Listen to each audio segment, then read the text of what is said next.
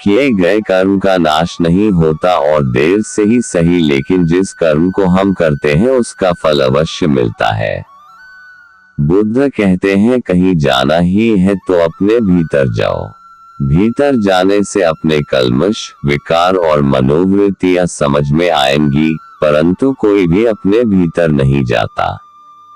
बुद्ध ने संचित कर्म, प्रारब्ध कर्म और संचयमान कर्म ये 3 नैतिक मान्यताएं दी।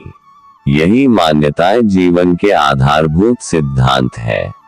संसार सरकने का नाम है। वह सरकता रहता है। कर्म करने के लिए हम स्वतंत्र हैं, परंतु ईश्वरवादी धार्मिक कहते हैं कि कर्म के फल लेने के लिए हम स्वतंत्र नहीं हैं। डॉक्टर पांडेय ने कहा कि भगवान बुद्ध न तो ईश्वर को मानते हैं, न ही आत्मा को।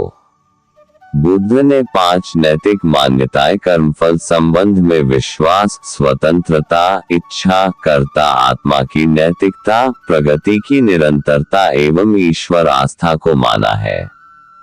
उन्होंने कहा कि अद्भुत गुरु शंकराचार्य भी ईश्वर को नहीं मानते।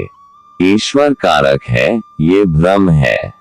नास्तिकों वेद निंदका, यानी जो वेद निंदक है वह नास्तिक है। जीवन में जागना है, जीवन से भागना नहीं है। बुद्ध कहते हैं आत्मा न कहीं आती है, न ही कहीं जाती है। रूप, वेदना, संज्ञा, संस्कार, विज्ञान इन्हीं का आत्मा में समावेश आत्मा कहलाता है।